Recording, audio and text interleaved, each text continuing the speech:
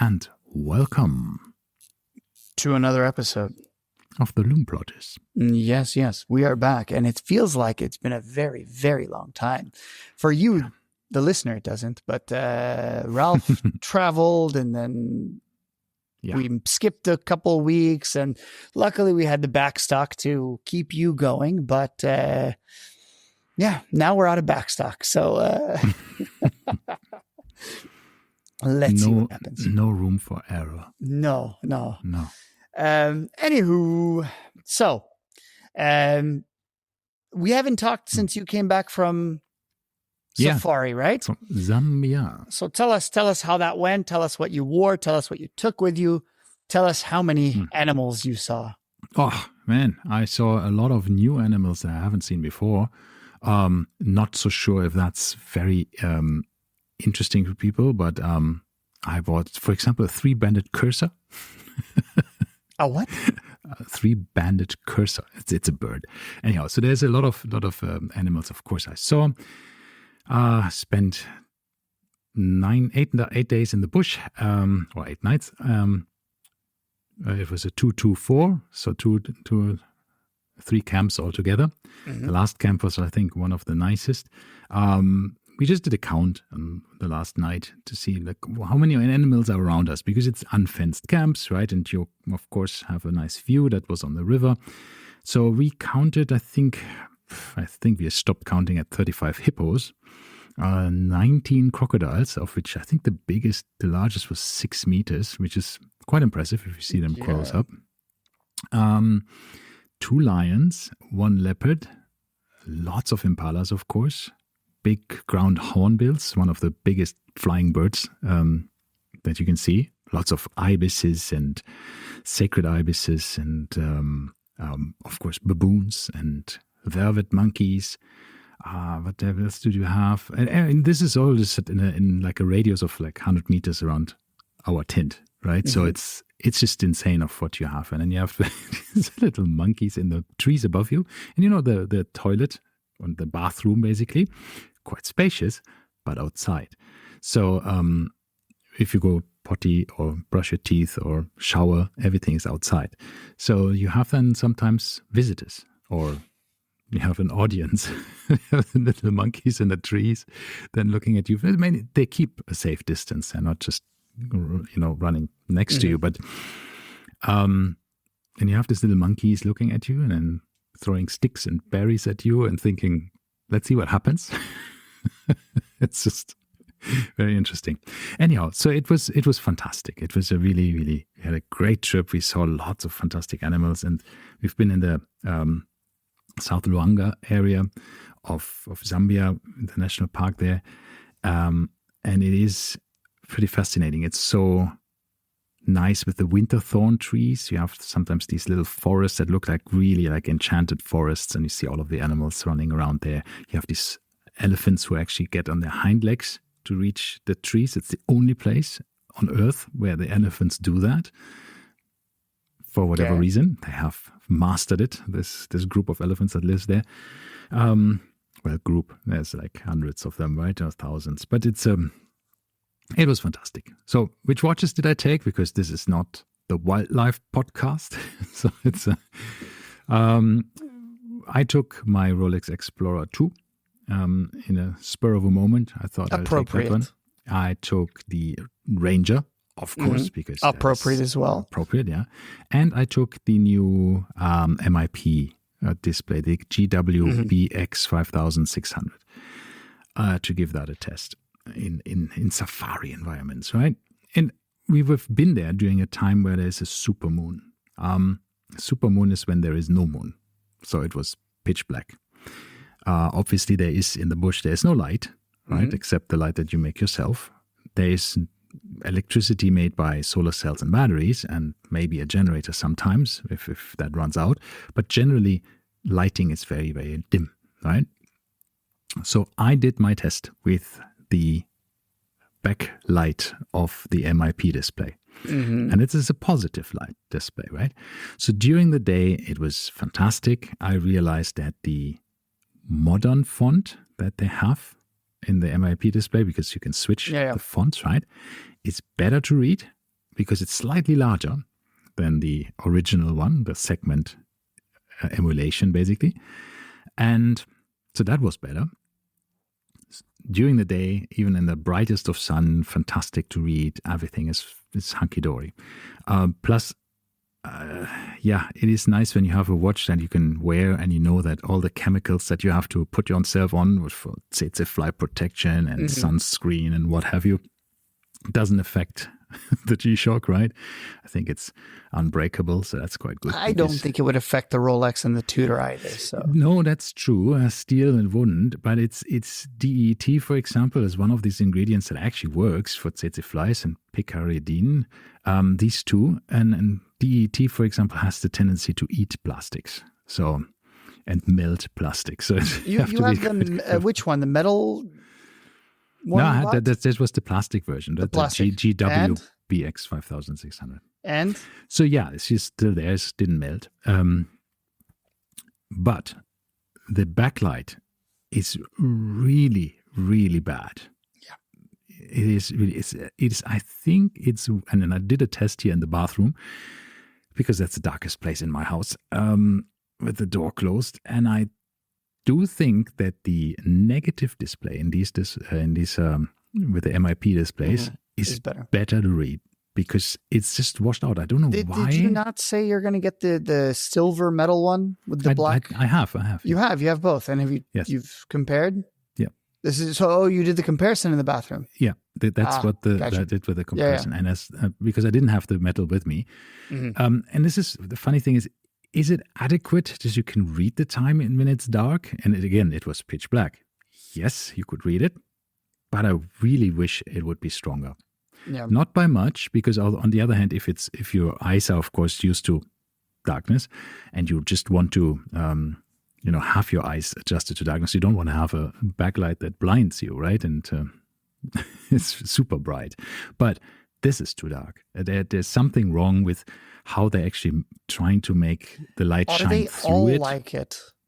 Or is it just yours? No, I think they're all like it. Mm-hmm. I mean, it works. You can read the time, but it is really not that great. I'm just feeling like there should be one level more or 2 levels more of backlight that should be there. And again, I think the negative one is strangely better. Well, I don't have a negative. I have 2 of the old ones, right? One, the metal and the rubber. And the metal one, I always was like, wow, like that is a backlight. Mm-hmm. That was, and the way it fades in and out, and it's stunning. Yeah, it does that too. But it's, and then the rubber one has the single LED, which even that is, it is bright enough. You obviously can tell that it's directional light from one place. Yeah.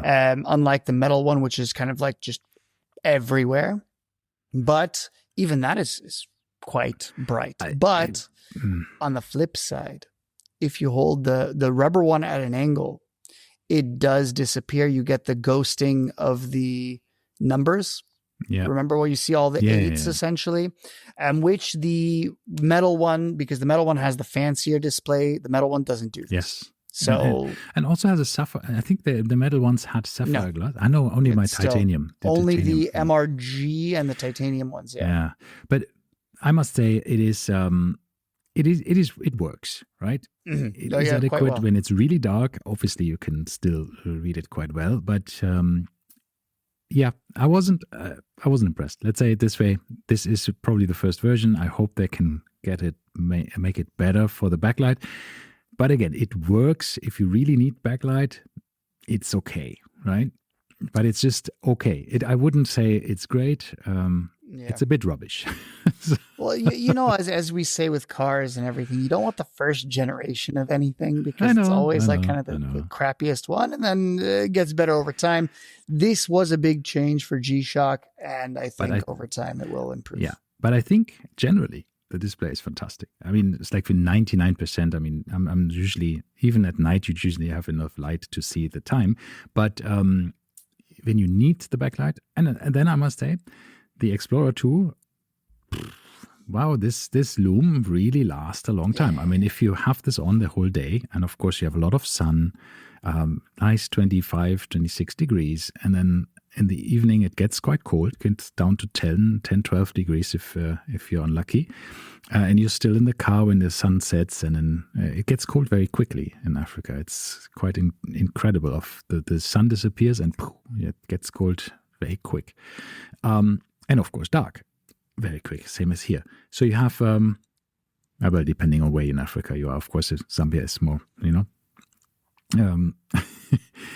but the backlight of the Lume of the Explorer 2 is pretty insane, I must say. It was really lasting. Brighter than the G-Shock.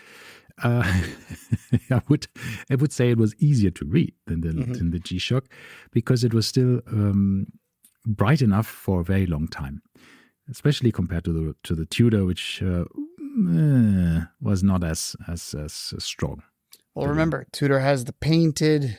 Correct. It's much yeah. lower amount of lume. Exactly. Yeah. But it was also still adequate. You could still read it. Read the time, which was quite helpful. So it was nice. Okay. So what is the best watch? I think the one that I liked the most to wear was basically the Ranger. I wore the Explorer 2 more in the camp. And of course, the GW BX 5600. I mean, it's still a fantastic watch that I really, really like. So it's a great update, I think, the MIP display. If you are a sucker for backlight, and if you really depend on this, I would probably stick with the old one for now. But other than that, if that's just a added bonus or not the most important thing for you, definitely go for the new one. Yeah. Good to know. That's my I'm a Luddite. I don't want change. I stick to my old G-Shocks anyway. So. Yeah, but as you said that sometimes these the good thing about the MIP display is it's not the angle of view that you have is not very important. Yeah. You have this highest. For me, it never was an issue, right? So I never really cared. I had this with some of the negative displays, the older ones. For example, the first Bamford edition, right? The G-Shock. That was horrendously. If you didn't have the right angle, you couldn't see the time because every segment was just that was a black negative display as well. Correct. Yeah. So negative displays, old negative displays, Correct. I never liked. So they were really terrible. If you had the right angle, you had the perfect contrast. But you had to sometimes really look for the right angle to just tell the time, and that was a bit weird. But with these MIP, you don't have this issue. It's really very nice, high contrast. All right. And so what are you wearing today? I'm wearing the Explorer 2 again. So you didn't get enough of it. No, but again. Of course, after 9 days not being with my watch box, I was actually very happy not having so many watches. And just even then, I was sometimes had to remind myself, I should actually wear another watch just to get that content. Yeah. Right. So, but when then the last day came and then I thought about my watch box, I was actually looking forward to say there's a couple of watches I really want to wear again. Right. Yeah. But other than that, I missed nothing, which also made a case just in between when I lay on the bed during one of these siestas, basically, that you do during the day. I thought, actually, it's not too bad to just have, one or two watches. We've said this 1,000 times. It doesn't work. And yeah. Well, in Africa, it works because nobody cares. I mean, nobody cares. Most people don't wear watches there. I saw, what did I see? It was the nicest watch I saw somebody wear. He said my wife also chose a very, very adequate watch, I would say, for the task at hand. She chose the Chanel J12, which is, of course, very black and very white. So it's like a pilot's watch, basically. You can really read it very well. It's also contrast. very ceramic. Yeah, so it doesn't scratch. It is. Yeah, but I have to say, I'm okay. A few things. I saw a post on Reddit. I was going to send it to you, and then I forgot about it promptly. And it was a guy who has bought one of the Tudor ceramic black bays. Okay. and he said he was going to change the strap, and he had essentially was putting the spring bar back in, and on the side that he was poking the spring bar in, because he was putting a NATO strap on, the entire lug, like an L of it, snapped off. The spring bar, the entire lug, and all the way up to the middle, like the 9 o'clock marker. So from the 9 o'clock all the way down to the lug, this whole piece just snapped off. Yeah. And then the guy's like, what the hell do I do now? And everyone said, yeah, good luck. That's not going to be covered under warranty. They're going to say no. You're going to have to buy an entirely new case. And that's not going to be a cheap service. No, the case is quite expensive, I guess. But, the thing is, I had once from all the ceramic watches that I had, and I had the Tudor ceramic, the first one, I had the Blancpain 50 fathoms. So what happened there, Blancpain, for example, I had also a tiny chip at the hole of the, where the spring bar goes in and out. But the thing is, Blancpain also has these, I don't know, atomic nuclear powered spring bars. I don't know why they are so strong. But they are. Obviously, when you wear the watch with a NATO strap, which is one of the configurations for the Black Bay 50 fathoms, you want it to be the Black Bay strong. 50 fathoms. Sorry, the Blancpain 50 fathoms. New collaboration coming soon. Yeah. So there, when I put it back in the spring bar, it just created a tiny chip around the hole. And I think this is where you have issues sometimes with ceramic when you have drilled holes and there's some. Yeah. But honestly, other than that, I abuse this watch. My wife does not take necessarily good care. No, I wouldn't say she doesn't. She does take good care of her watches, but I think she's just, just doing her things. She just not even thinks that she's wearing a watch or has to take care of it. And the Chanel is, I don't know, 10 years old. There's nothing on it. My watches were fine. There's not a scratch on it. Of course, I still have the Laureato in full ceramic, and that has no scratch whatsoever. And I've worn this extensively. It was one of my most worn watches in a couple of years. They are fine. I mean, you just, and I bump into things, right? Into door knobs and what have you. So it's, they're just fine. It scares me a little bit. And especially on higher valued watches, I would be a little bit afraid of ceramic. But at the same time, I think I would be equally scared with carbon fiber. Why? Because I feel like carbon fiber would behave very, very similarly to ceramic. Because I think carbon fiber, once again, it breaks, it chips. It's not metal. And therefore, it seems to share, in my mind, a lot of the properties. And I've seen, I haven't seen any real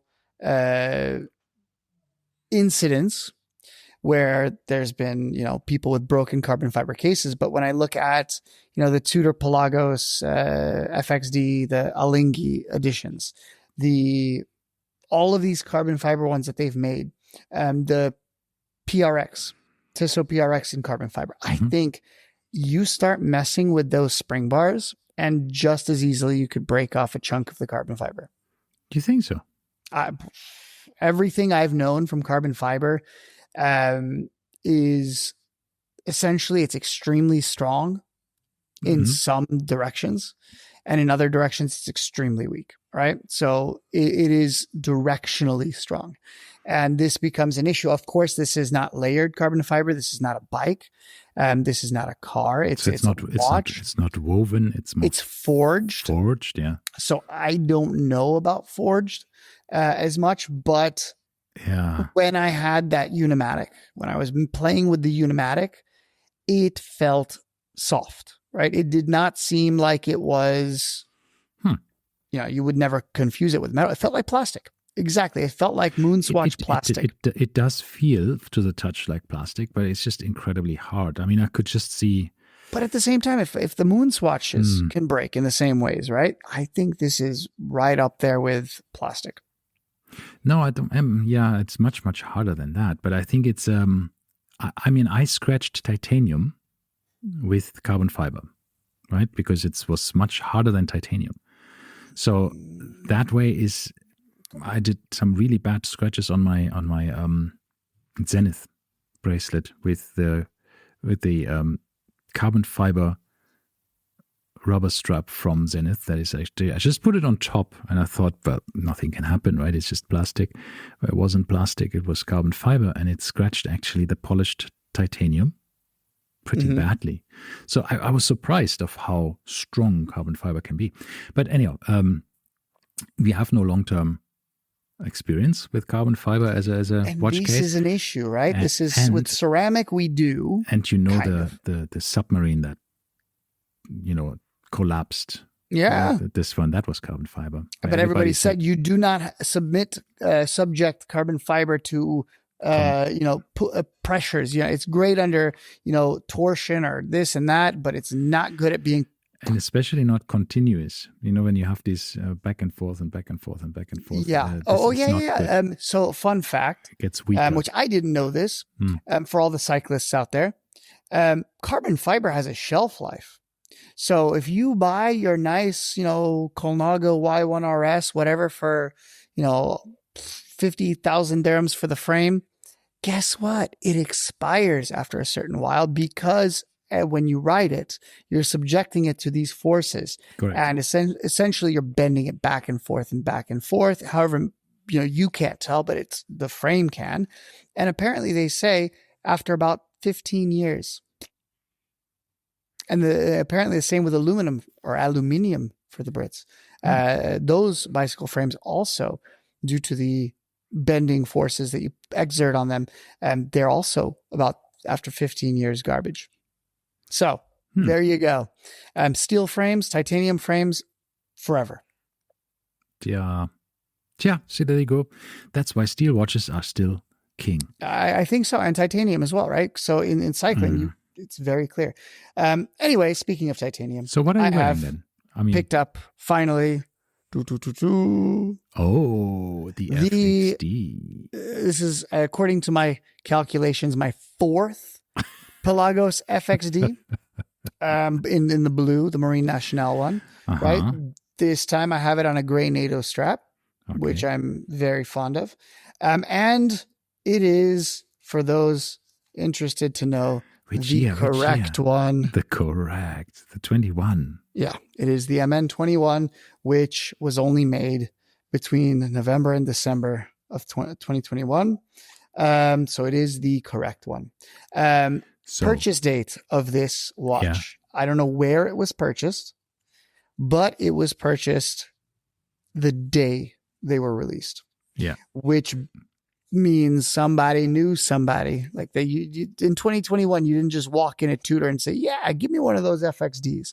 Nobody knows quite how many were created of the 2021s. Rumors are saying 150. Then some people say slightly more, maybe 300, but they were saying maximum one per AD. Really? So, yeah. They're quite rare. However, and everybody was thinking at the time, investment opportunity. They didn't last very long. They cost the exact same as all of the other MN 22, 23, 24, 25, 26. Basically, the thing is also, it's just a case back, right? Yeah. Well, the case back and the, what's it called? Obviously, it's engraved by Tudor. And if you were to swap the case back, then your warranty card, because remember, the model number changes every year.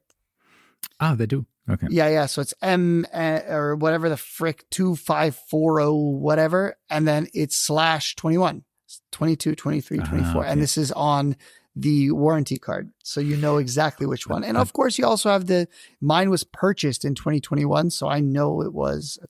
But I think it's still. It's just, what I'm saying is, if it's in the case or engraved in the case, it's a bit different.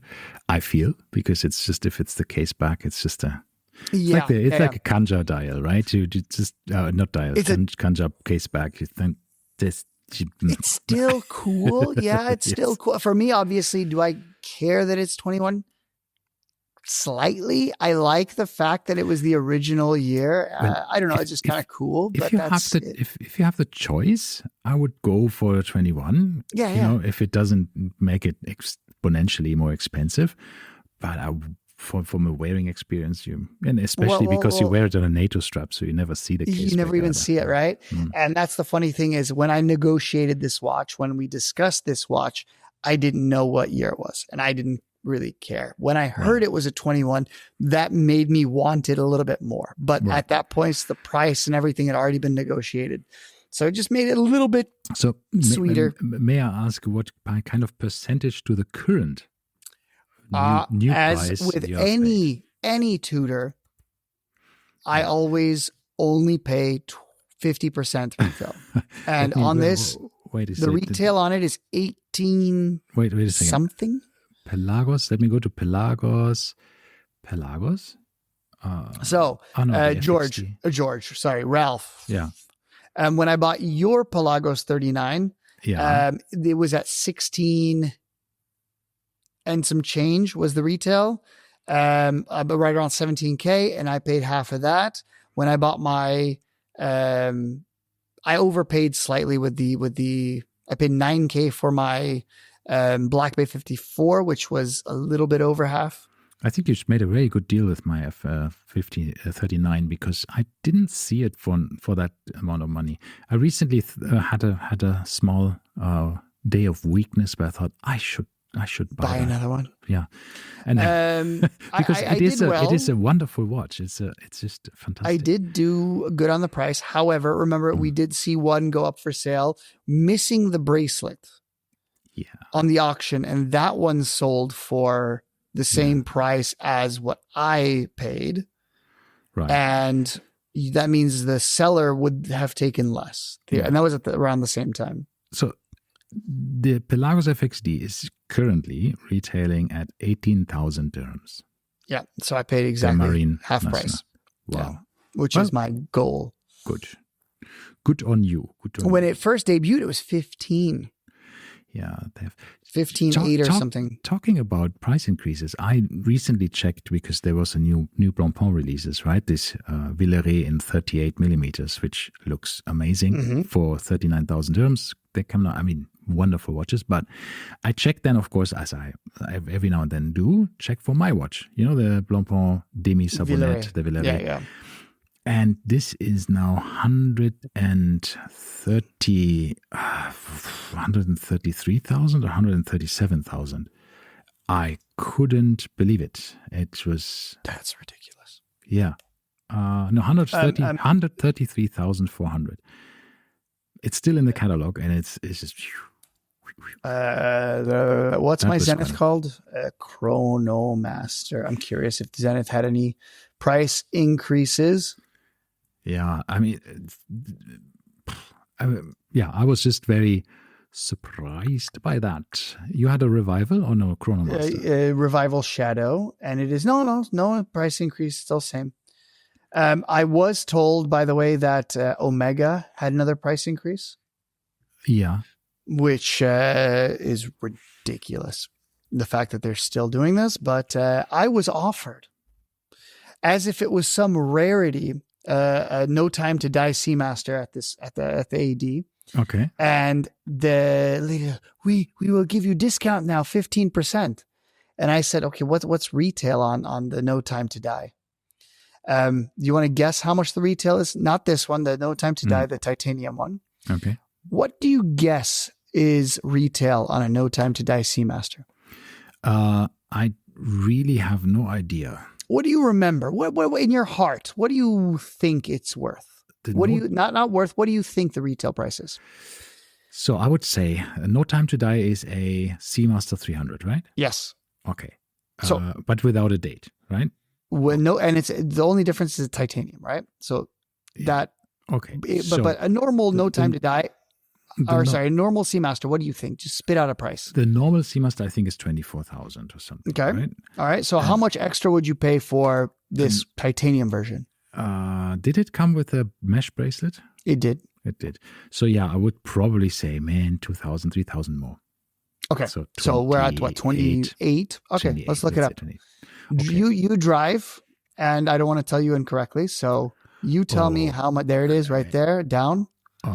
Yeah, right there. The Naturo 7 edition, titanium on titanium mesh bracelet. Okay, that's good. Let's see.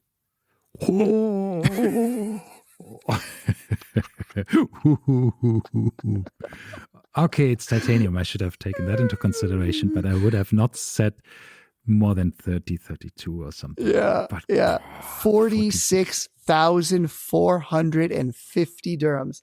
It is essentially double the price of a steel Seamaster 300, which is ridiculous. If you'd forego the bracelet, how much is it? How much cheaper is it? So it is exactly. So I'm just looking at the Seamaster Diver 300, also no date, the new, relatively new one, right? Well, it's new. This is with the orange hand too. Yeah, this is the newest one. The orange second hand and the orange indices on the 12, 3, 6, and 9. And this is a flat 30,000 on the mesh bracelet, of course, in steel. So we pay 16,000. It used to be 28, so now it did go up. Yeah. So you would buy 16,000 dirhams more for titanium. Switch this to strap, the one on the right down there. Yeah. This is then 41,000. So you That's pay basically so ridiculous. I choose the one with the two-tone all the way to the right, the NATO. Yeah. This one, but this 41. This is the regular one. Yeah. The new one. 28. And this is 28. Yeah. And this has the wave pattern again. This is the new one. This is the new one, not the orange. So 28,500 for the new no date on a NATO strap. Okay. This is not available. Kind of. Yeah, I mean, Omega's pricing, we have ridiculed it for a while. And how much is the old one? Let's look at the old one, the one on the left, just a blue one without the mesh bracelet. The one on that one right there, the one down. Okay, sure, that one. The black one, black one on the rubber strap. Sure, 25 with the date. 25,800. So I was a bit off with 24, right? It's no, not by much. Yeah, 26. Not by much, right? So, and then the thing is, that's 20K more. So you're going 26 for a date, ceramic bezel, ceramic dial to a 46 on the titanium with an aluminum bezel and no date. Yeah. It does not make any bit of sense. And then after discount, the lady's like, it's only 39. And I said, if I had 39K to spend, I sure as hell wouldn't buy a Seamaster. And then I was escorted out by the security the boutique staff. No, but seriously, it's ridiculous. But you can do better. You can do better. Oh, 100%. You buy this one. You buy the Seamaster Diver 300 chronograph, first light made for the video game. Yeah, how is this James Bond 10K less? I don't know. It's a chrono because it's steel. It is just I don't know. I don't know either. Ridiculous. And it's yeah. But one of the things we just have to look at is it's a chronograph. It's a Seamaster. Let's have a look. What do you think of how thick this watch might be? We already discussed this, but I don't think they tell you how thick it is with the NATO strap. They do tell you how thick the case is. Yeah, the case I know is 17.1. 17.2 millimeters thick. And then another 2 millimeters for the double pass NATO. So each NATO is 1 millimeter if they're thin. But here you see that their NATO strap they have is not passing through the back. Is it not? Is it a So what the hell is this? This is not a NATO strap. Show me the back of the watch. Is there a thing that you can see? No, I mean like more of it. I want to see how this strap is attached. What is this? No, they don't show us. So it is not a NATO. So it does remain 17 point. Yeah, it's not a NATO. It's just it's okay. Probably a spring. All right. Yeah, so but still it's 17 millimeters over 17. Sorry. Ridiculous. ridiculous. All right. So, but that being aside, let's go on So, to what we're talking. And you're wearing the FXD today. Yeah, I'm wearing the FXD today. Boom. I'm very, very happy with it. And now with 2 Pelagai in my collection, I do believe that I thought for a long time it would be stepping on each other's toes, and I don't think so. I'm happy to leave the 39 on the bracelet, and I'm going to have this on a NATO, and you have the best of both worlds. And I have a blue watch back in the collection, which I haven't had a blue watch in a very, very long time. Have your thoughts, just while we are still on the topic of Tudor, have your thoughts changed towards the Bumblebee? A little bit. Okay. Let's do this. I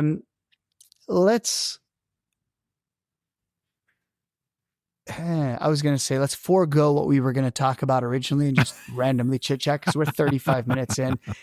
We'll save our nice topic for another day. Okay. So I will screenshot our nice topic so we don't have to lose it. So we remember. Anyway, so yes, some things have came into my mind regarding the Bumblebee. First and foremost, I thought, what was the first Tudor to implement this new design style in terms of the thinner, not thinner profile, but like having the knurled bezel, the knurled crown, this kind of stuff. And I say not having the thinner side case because actually the first watch to have this, if I'm not mistaken, was the wasn't it the 54? No, I thought it was the 54, and that's what I thought was the originator of this design style. But if I'm not mistaken, wasn't it the Black Bay Pro that had this first, this crown? That's a good question. Let me have a look. I think so. The crown it is. might be. So that was the first watch where they said, let's change the crown. Because before, if you look at the Black Bay GMT, yes, it had the very small, coin-edged crown, which was very hard to grip. So they put the new crown in for the Black Bay Pro. But it still had the side profile of a normal of a tank. Oh, also, wasn't this the first one to have the T-fit as well? I think so, yeah. So the two things, but it still had the side profile that was extremely thick. And then they went forward from this to the Black Bay 54, which then had now nice knurling on the bezel, slim profile, and all the new cool stuff. Yeah. Still, by the way, this was also the first one to have these ceramic Lume blocks. Yeah. Which apparently don't glow as bright as the hands on the Pelagos 39. Apparently, for some reason, in the Pelagos, because we have blue Lume, they weren't able to match the painted with the ceramic blocks. There's so many people complaining. I had discussions on lots of these kind of internet forums where people say like, no, it's terrible. And I was looking at my Pelagos 39 and thinking like, no, it's not terrible. That's not a problem. But if you compare it to the FXD, it is much, much lighter compared to the FXD. The FXD is like I'm not a torch. Yeah, totally. But it's still fine. The Pelagos 39 is fine. And the difference in color is not that much. And then people told me, this is because you used the UV light.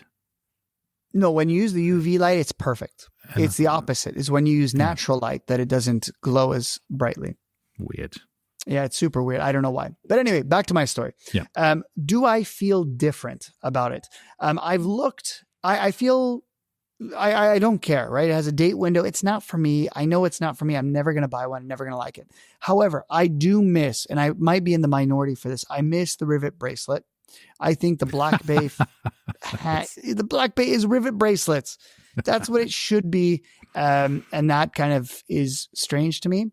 But my main concern here is you've been saying, the big block will come. The big block that will come. Yes. They made this new movement. Yes. Well, they just launched this. Yeah. And if they launch this, that means they're doubling down on the Black Bay chrono. And the Breitling movement. And the Breitling movement. So what the hell are they doing with this? So here's my theory. It's a conspiracy theory.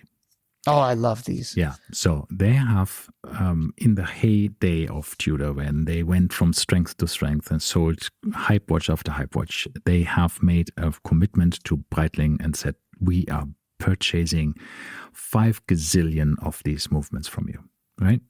Over the next period of whatever, how many years. And of course, they said nothing can happen because we are selling them like hotcakes. And then it ended with a chronograph not selling as much as they thought it would be. So they brought out the pink flamingo, the blue flamingo, the whatever, all the flamingo colors of the world, which then created some hype again to the chronograph versions, right? So that sort of worked. Then they brought the panda, reverse panda, I have no idea. It still wasn't enough because they still had so many of these movements available. And then they decided, well, let's do what everybody tells us to do. Make it the side profile slimmer and make it smaller. And boom, that's when this one came out. And I think they are definitely on the right way. This is one of the best chronographs they made. If you have if you don't want to have a 41 millimeter watch, that M39 is definitely wearing better. And I've seen them next to each other on somebody's wrist, and I thought, yeah, it is better for a lot of people. It's the better choice. If you're a big wristed person, probably 41 is still good.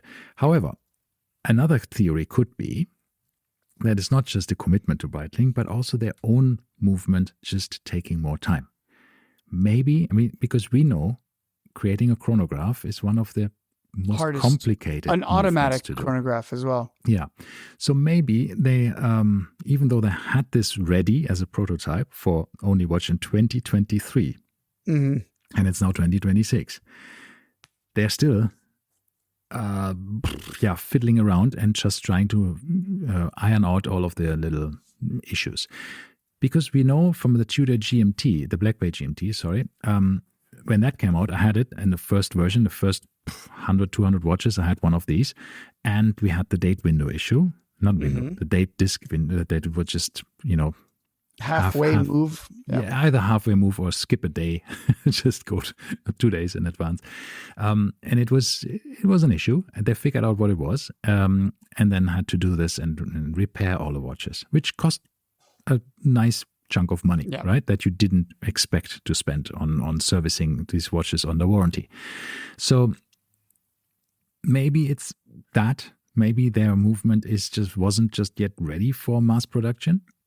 Or the other case is they just have the commitment to Breitling to just take a shitload of movements and just need to sell them. So this could be, and maybe this was the easiest way to downsize, put it in there. And the question is, by the way, the big block. Yeah, what still strikes me is, why didn't they make this watch smaller from the get-go and thinner? If it's possible, right? But at the time, their whole ethos was making big, fat watches. So true. I think that was the style at the time. People wanted it. Now they want, remember, the Black Bay 58 didn't exist. The 54 didn't exist when this came out. So what are we comparing it to? Right? Why would they make a smaller watch when their entire lineup was 40 millimeter big boy watches? So, but the question I have is, how thin will this Tudor big block movement be? Yes, good question. Don't know. No one knows, right? And that's going to be interesting because at this point, this is an immensely thin watch for what it has inside. For 200 if pieces, the big block is thicker, then that's going to be a slap in the face. Yeah.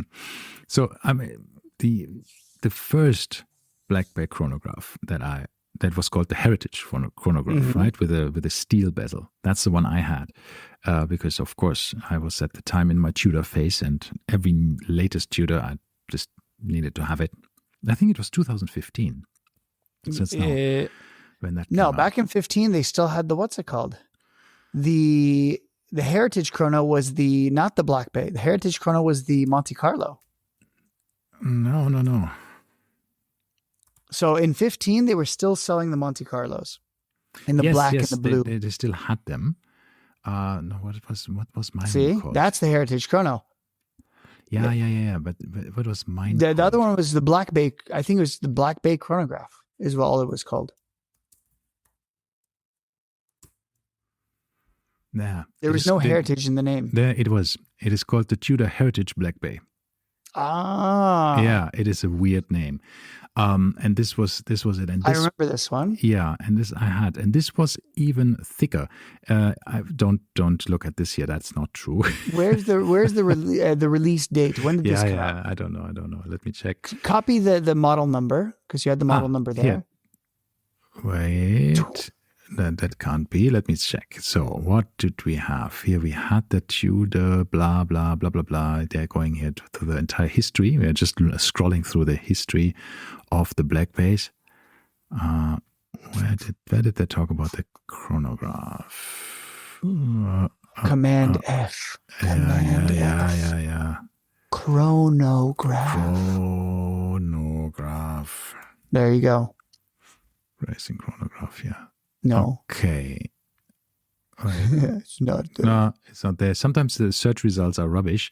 Tudor Heritage hands-on. So 2017. Okay. Then it was 2 years off. Yeah, 2015 I think was the first release of the Black Bay. And I loved this strap that it came on. This suede rubber leather. It's like a light, light brown. It was a good looking watch. It was way too big. I had it on the steel, but let me check because this was even thicker. I think. It was very thick. It was thick, and it was quite a chunker. But it was, it was COSC certified. Was this was an in-house movement? Was this was the first Breitling? No, that was the first Breitling. Also with the 45-minute counter, right? So that was the one then. Command F. No, it's the second. F. Thickness. Yeah. I love that you're taking like so much time to do something that you could just literally do a search. But thick, nothing. See, no results. So I still have to go through it. But then it doesn't have it. I don't think they said anything about it because chrono heritage Black Bay thickness. I think it was probably a tiny bit, even a bit more, a bit thicker than the current version of the chronograph. So the current 15.0 is what they said. See, it is more than half a millimeter thicker. So they claimed thickness was 14.4 as well, though. Oh, okay. But they said, however, it measures 15 at the peak of the sapphire crystal's dome. Okay. So, which is the same as the previous one. So I don't think they have changed this for 10 years. They were all the same. So now, what is the price of this Bumblebee? Do you know that? No. But now it is, people are getting it. We have one in our watch group now. Did you see? Yeah. Somebody got one. It's still not a very good looking watch in my opinion, but I have to go to the that's because I just don't want a yellow watch. There it is. Daring 24,000. Okay, because I was just thinking, and this is compared to the normal chronos which is slightly more. Wait a second, I can just also see that the other Daring watches. Just go for the pink one is 25. Oh, interesting. Yeah, it's barely more. But it is, of course, this comes with the Jubilee style bracelet, the 5-link bracelet. I just wanted to take you to this super cool new 38 millimeters Villeries, which are under 40,000 dirhams. Look at that. With a 100-hour Blancpain movement that is handmade and by a single watchmaker with a silicon hairspring, 100 hours power reserve. That is nice. Reasonable.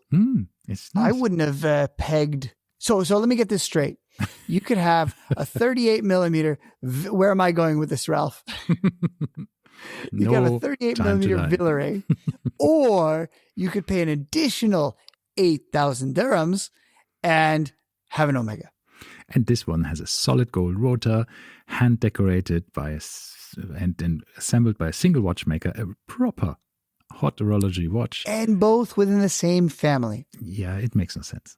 It does not make any bit of sense. I just don't get it. Pricing has gone through the roof recently, and everybody just thinks, oh, we have to go upmarket, because that's the only thing that sells. But not everybody can be upmarket. Some once brands again just don't make sense. JLC has reduced prices for the new Reversos, right? Yeah. Well, they went from 40 plus K down to 28, which 28 was what they cost 5 years ago. That's the way, I'm telling you. Which is ridiculous. Speaking of, by the way, my brother has kind of posed me. He said he wanted to buy something, a new watch. And he has quite the collection already. He has the Explorer 40, FXD, GMT, Tudor. He has the Seamaster 300, not the 300M, but the Heritage Vintagey 300 with the sandwich dial. He has an Oris. He has quite a bit of stuff. And he says he wants to buy something else. And effectively, he's said he wanted his dream watch would be the new JLC with the integrated bracelet, the new master control, whatever the hell. But he said he's not paying that much for it. So until those come down, he's not even going to look at those. 54 is the entry to this. Yeah, exactly. So he says, he's not going to pay 54K for that, because for half that, he can buy a lot of stuff. So he was showing me the stuff that he could buy for half of that. So effectively, you could buy the new Reverso. Mm-hmm. You could get a Zenith Chronomaster Sport, or not the Sport, the Chronomaster A384, A386 from Jomo Shop immediately for half price, roughly. You can buy, and his takeaway, he wanted the Trejourny Radiomir, which also on Jomo Shop is about half price right now. So out of these three, so he found a very nice, I think it was called the Crema was the color for the dial. So this is the one he was looking at, the blue version of the Tribute. So this Tribute that you see here is silver. There it is, on the left. This one? Yeah. So if you, by the way, compare prices between this and then the small seconds one on the right, one more, hop over one more. Yeah, that one. So this is the old one. This is the new one, 35. And then the small second is... And then this is the old pricing. So they dropped the price by how much? Like 7,000. So 42,700 for the older one, and then 35,000 for the newer one, which shows you how far they came down. But this newer one is available once again, much cheaper on Jomo Shop already. Then the other option, so this is the little one, the little blue one is the option one. Then the Trejourny Radiomir with the Crema dial. Mm-hmm. Do a search for that one. Okay, Panerai. Let's go. I don't know how to find it because I don't know anything about Panerai. This is easy. Allow visiting. Yes, allow. Go away. And then I'll take your opinion on these three watches. So this was a Radiomir Trejourny with a Crema dial. It was like a cream, almost sunburst dial. There it is. Boom, left. That one. Interesting. I like it. I think the color on here looks nice. Super cool. They have it with a darker dial as well and a blue dial. But from those three, I think this one gives it really vintage vibes. Yeah, it has something else, and it's a two-hander, so that's lovely. Yeah. And then the third option was a Zenith A386. And Okay. I told him he doesn't have a chronograph in his collection. So I said, you already have like 3 dive watches, like move beyond. He doesn't have a dress watch, and he does not have. So the A386 I would go for either the Panda or the traditional one. What is the A386? A386 is the Revival. No, not Revival. Whatever the hell they call it. It's a Chronomaster, but not the Sport, not the new line, but the vintagey one, the 38mm one. Let me just go to watches. Chronomaster. And then subline. I don't know what the subline is. Revival, right? Original. Original. So okay, that's not it. Yeah. There. If you go down, either I would go for that. The one to the right of that, the 3 different colors. Okay. Or the reverse Panda. This one. Yeah, those 2. One of those 2, I think. Oh, the website just refreshed because it's rubbish. The horrible website. But anyway, those are the options. So I told him, since he does not have a chronograph or a dress watch, I would not go for the Panerai, but he's obsessed with the Panerai right now. Did he wear Panerai before? No, he tried it on. And he's quote unquote, not afraid of large watches is what he told me. This is a 45 millimeter, and it does wear smaller than that. I mean, it has no lugs. Yeah, exactly. The lugs are very, very small. And it is a watch that I never thought I would want to have a 45 millimeter watch again. And I put that on my first Radiomir. It was the Black Seal, the PAM 380, and I loved it. It's very comfortable to wear. I just wore it for a few years, and I thought, perfect. Sold it. Was happy after I sold it because I got a Luminor and whatever. I tried all my Panerais now. I know now what I like. I want my submersible at some stage, the 42 millimeter, and then I will be happy.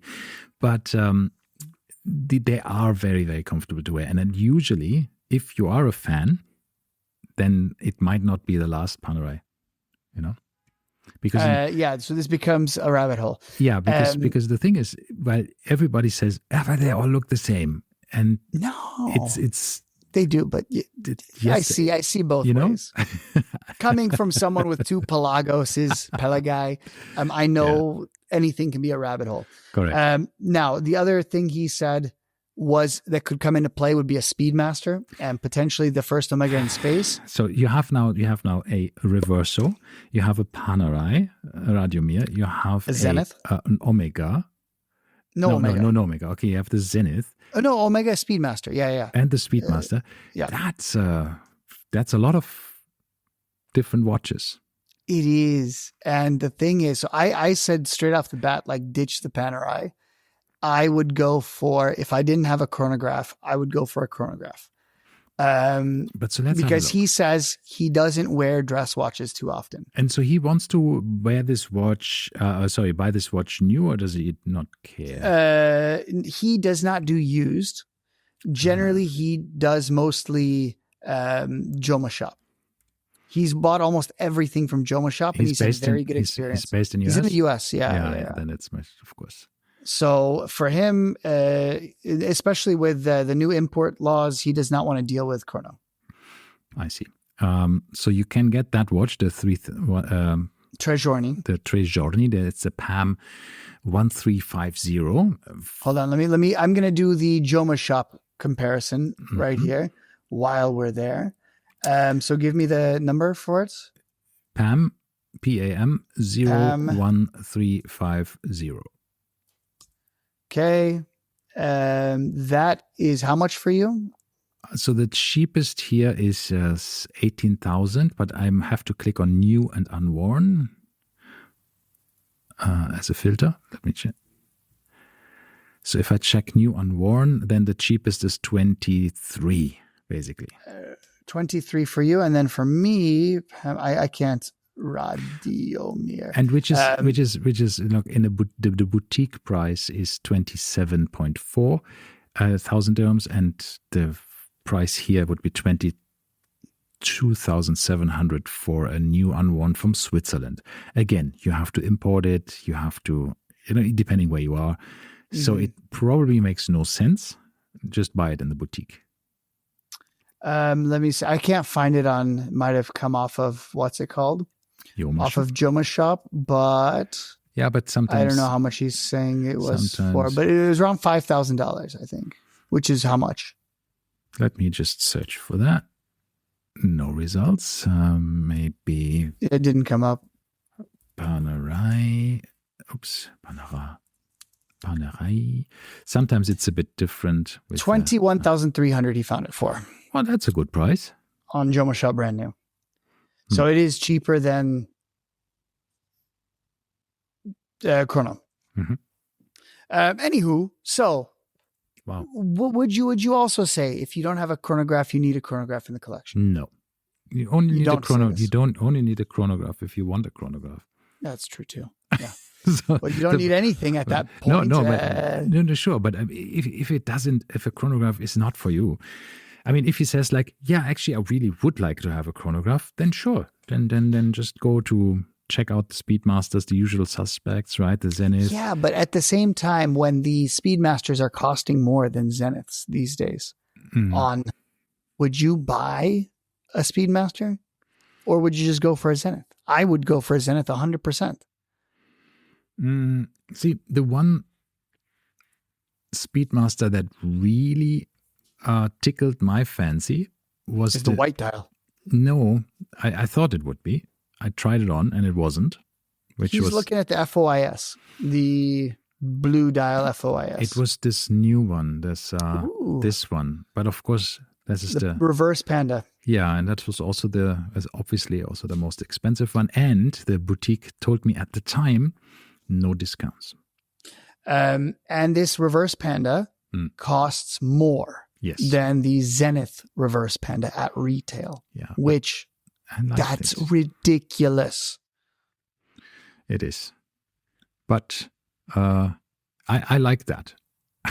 It's the first Speedmaster like this. I already had a Zenith. I'm beyond Zenith now. Yeah. So I know, but you haven't had a Speedmaster, and that's kind of weird. That's really weird how you haven't had one. But because every time I tried it on, I was like, yeah, nice. But and then something else not nice enough, right? Yeah. Yeah, it was not for that price. The Speedmaster is not a 42,000 dirham watch. That's exactly true. How much is a regular one now? Out of curiosity, let me go back here to the Speedmasters, the normal Moonwatch, not white, just the normal one. Hesalite, right there. Just give me the Hesalite. Yeah, I don't know which one is Hesalite. That one. You can tell from the shine on the dial, on the crystal. Okay, this is the Hesalite 32. Yeah, that's a lot of dough.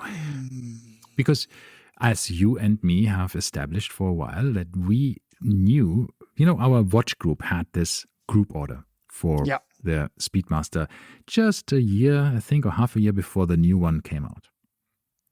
And I think because it was a group order of like more than 10 watches, they made a very good price. And I think it was around the 15,000 dirhams range.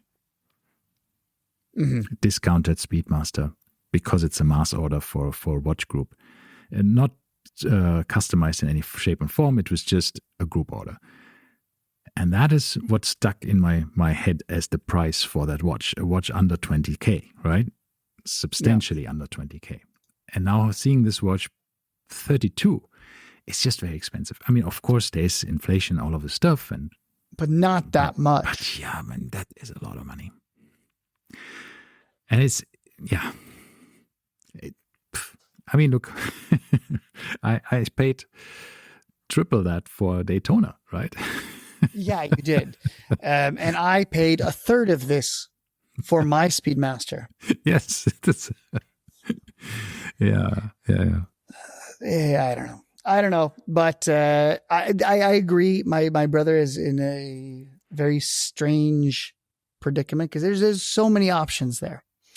And By the way, I mean, how do you narrow that down to one? I don't know. I have no idea. have you taken this watch in the pool? You said you do, What, right? the Speedmaster? Mm. No. No? God, no. God, no? Okay. I thought that was when they called it 50 meters of water resistance, which was equivalent to washing your hands. Yeah, but Now they're saying 50 means 50, but I don't believe them. Because it didn't change anything, right? This is no the tough way I would one. take that watch in the pool. Yeah. I would probably, I do take it cycling, and I sweat a lot in and around it, but that's about it. I would not. I did, however, I also went cycling with the Zenith, and the Zenith I'm a little bit, because it's a newer watch, I was a little bit more okay with, and I did put it under the tap to wash it off. Yeah. And that it lived. Okay. So I like that they're saying this now, the same as Patek said that, right? They're saying all current Omega watches are water resistant to the depth defined by the model specifications, provided that the components ensuring the water resistance are intact. So meaning like the gaskets are fine. yeah, exactly. This means that an Omega watch that is water resistant to 30 meters can be worn for swimming at depth of up to 30 meters underwater, also called diving.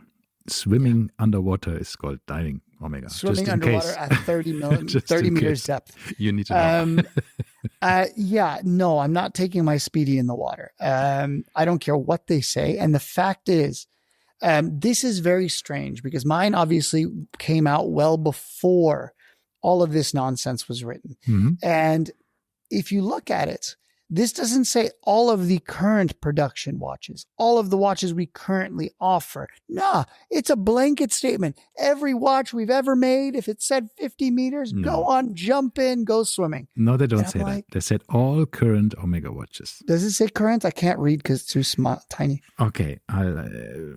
All current. It does say current. Okay. All right. Omega I didn't watches. hear the current. Then at least, so mine was not current. Therefore, I didn't abide by this.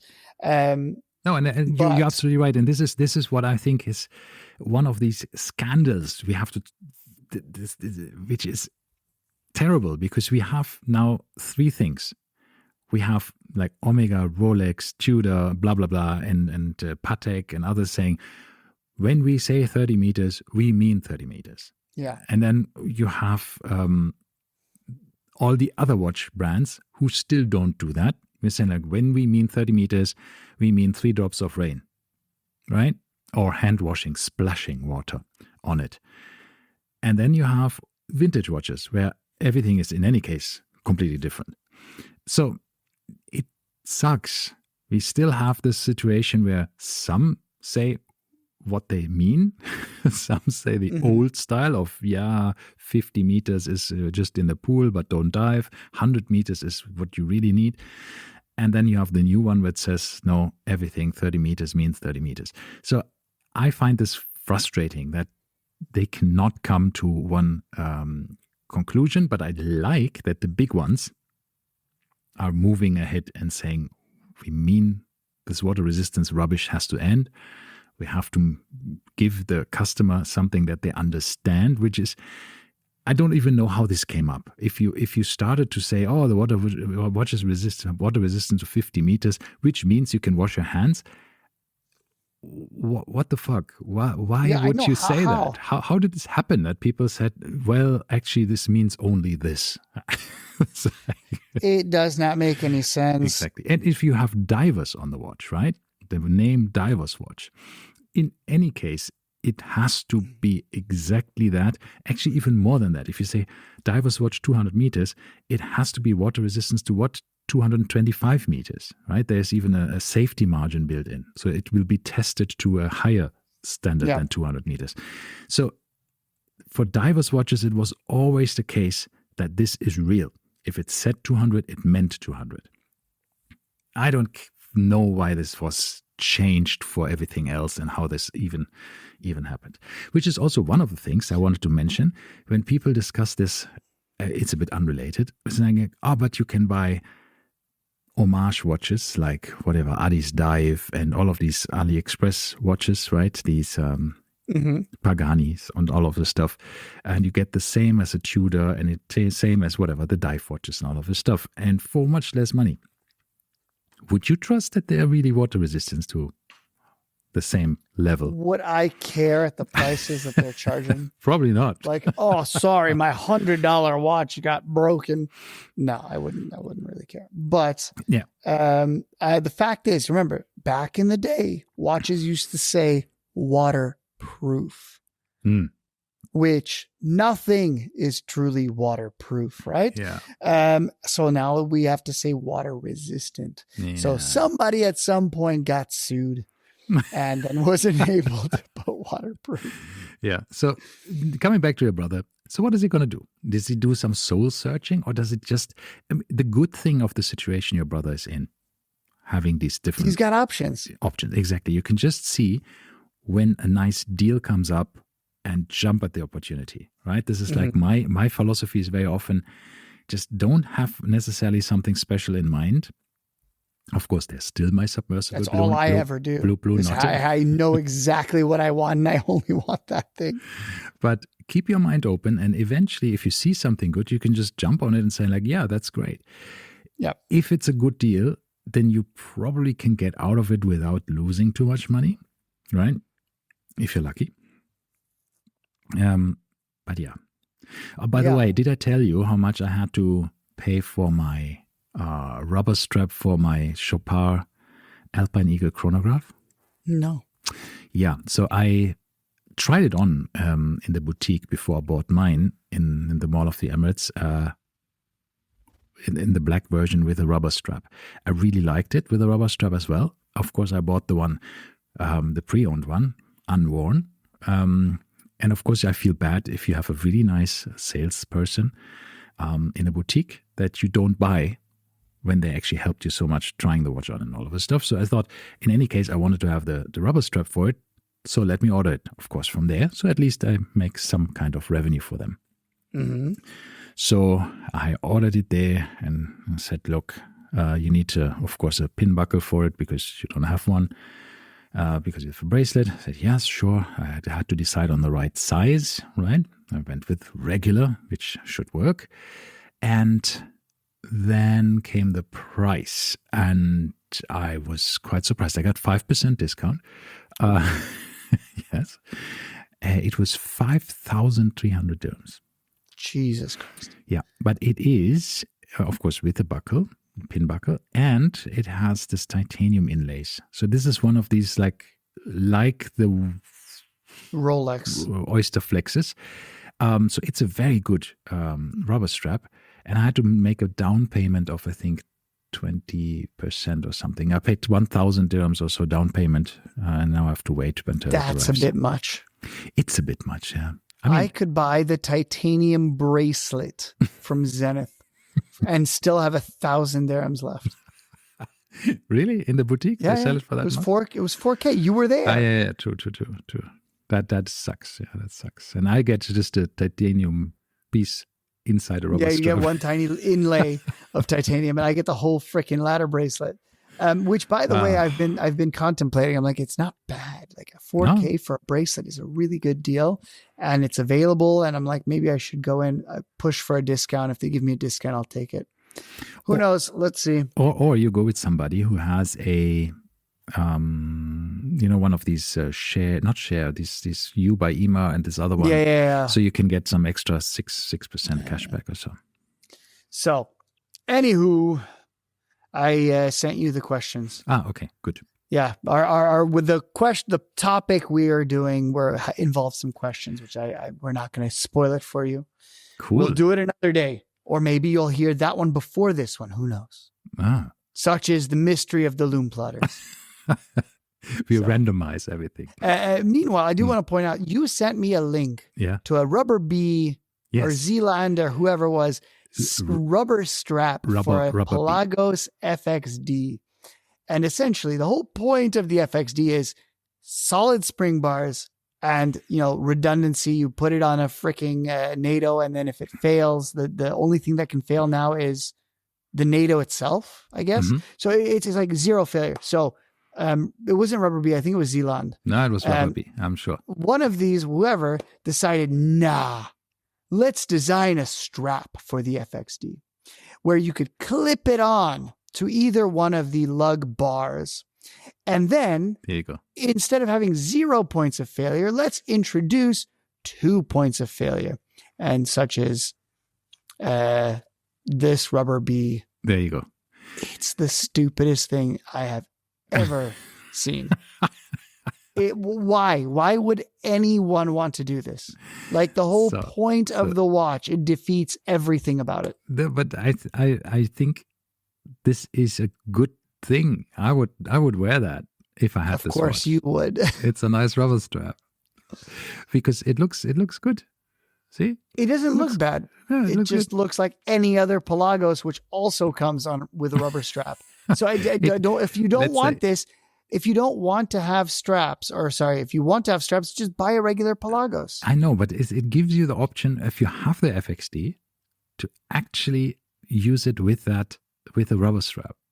You mean people don't have both the versions of the Pelagos in their collection? Not everybody's as fancy as you. So the only problem is that it's $280. That's nuts. It is a bit absolutely nuts. Ridiculous. You know, Rubber Bee is a company. I had Rubber Bee straps for my Panerai and also for my Rolex. They are nice. They are very good. But the advertisement, the Rubber Bee advertisement is so weird, right? You have these films and all of this. It looks like a James Bond villains having a day. Rubber Bee would be worn by a James Bond villain. Maybe. Yeah, it's a very James Bond villainy company. Yeah, they have this very interesting advertisement for that. I don't know. But anyway, I just thought that was funny. Why anybody would want to do this, but sure. Yeah. It exists in case you have an FXD and in case you want to have a rubber strap that clips on to the end link of your watch or whatever it's called. It's a spring bar. I mean, it just goes through and then... Yes. Yeah. And then you put a spring bar onto it as well, right? Between it, yeah. So, yeah, there you go. So then you'll have the fixed spring bar, and then you'll have a secondary spring bar holding the strap on. This goes around. Awesome. Whoa. Really, really awesome idea. $280. There you go. For $280. All right. I think that's about it. On this rubber bombshell. Yeah, we went over on our time again, but that's okay. Such is life. All right. Thank you very much. See you next week. Bye.